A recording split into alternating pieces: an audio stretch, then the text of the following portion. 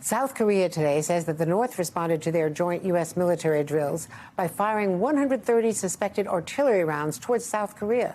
The drills are set to continue tomorrow, with officials saying the shelling did not reach the southern side of the buffer zone. It comes amid heightened tensions with the North over its missile testing and the likelihood of its first nuclear test in 5 years. Concerns I talked about with the Director of National Intelligence, Avril Haines. And here's more from that interview at the Reagan National Defense Forum. I want to ask you about North Korea. We saw the most advanced ICBM launch, and the frequency of testing is extraordinary. We also saw Kim Jong-un bringing his 9-year-old daughter out, and, the first time to see a launch. Quite a celebration, huh? Yeah. There's a lot of reporting that we're now expecting a nuclear test. What sense does the community have about how close we are to the first nuclear test in 5 years?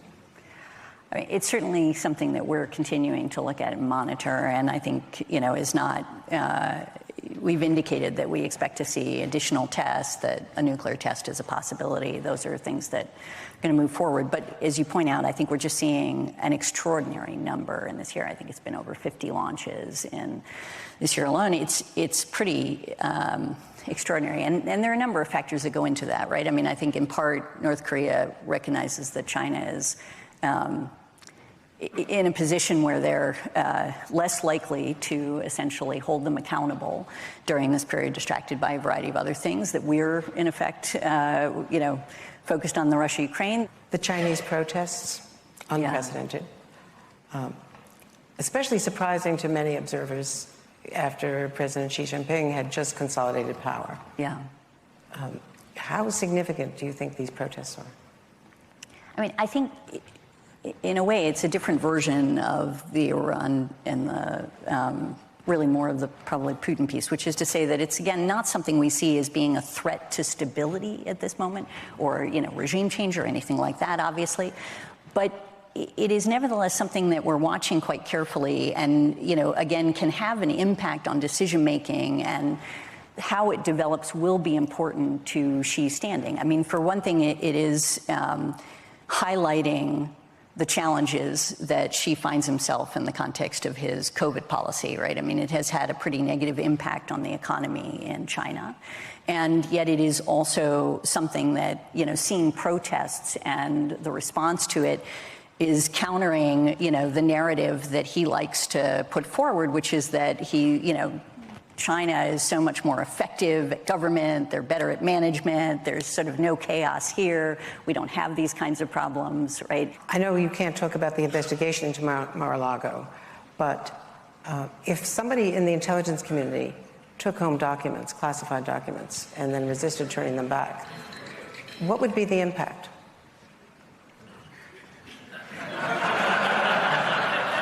Andrea. Yeah. Please don't do that. Just leave it at that. I mean, 2 former directors of CIA had to pay a price for that, or for something similar, for the way they handled intelligence. All right. Speaking of transparency, Nice. I wanted to ask you about any concerns you have about personal data and privacy with the explosion of TikTok, for instance, and Chinese ownership. Yeah. Should parents be concerned about their kids being so, willing to use TikTok? I'm probably not the best person to ask that question, but since I don't have kids, but I will tell you, I think you should be. I am it's just, it is, it's extraordinary, the degree to which China in particular, but they're not the only ones, obviously, are developing just frameworks for collecting foreign data and pulling it in, and their capacity to then turn that around and use it to target audiences for information campaigns or for other things, but also to have it for the future so that they can use it for a variety of means that they're interested in. And it is extraordinary how open we are as a society, and the amount of information that we put into, public venues that then can be accessed, but also through commercial means as well. Here with me now is Dan DeLuce, national security and global affairs reporter for NBC News. Dan, it is extraordinary how willingly people put things out on TikTok, not only children, but adults. I was talking to someone in L.A. after this interview who said that in his company, their ad buys are all on TikTok, not on any of our other platforms.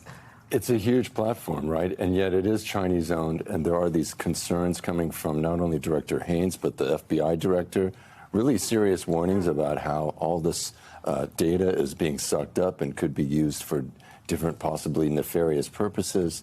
So it's a total dilemma, and I don't think the U.S. government really knows exactly how to address it. It's almost overwhelming. I was fascinated by what she had to say about Xi Jinping, because we all thought, we went along with the narrative that after this extraordinary party Congress, he was going to have power for forever. And I don't think anybody anticipated the protests against the lockdown, the COVID lockdown policy. No, absolutely. I think the regime especially did not expect that. And it really exposes the dilemma he's in, right? He's, on the one hand, wants to always convey this message of control and stability, and everything's very efficient and smooth, unlike those purportedly messy democracies. But he's also trying to combat the virus, right? And they had these very strict quarantine rules. And the Chinese people just got fed up with it. And so now you see them dialing back. And, you know, Director Haynes is saying, okay, this is not a threat to his power today or tomorrow, but it is something that's worth watching, and it is something that could affect his standing, and it shows that he's not all powerful. And China, clearly, according to her, has had concerns about the nuclear threats, whether bluff or not, from Putin, and he seems to have restrained it since China expressed that at the G20. But China, she didn't rule out that China could be providing other kinds of support to Putin. That was buying the oil, not buying weapons, but... That was an intriguing comment, a little cryptic. She just said that somehow China was providing them help on the margins, short of weapons, but other sorts of assistance. So I think that's something we're all going to be asking about, exactly what she was referring to. What is true is that China has not bailed out Russia's economy. They have not run afoul of those U.S. and international sanctions, which is telling. And that's also telling that Russia has had to turn to Iran, not China, to get its drones for its war in Ukraine. Well, Dan, thank you so much. Your expertise is so valuable. Thank you. Appreciate it.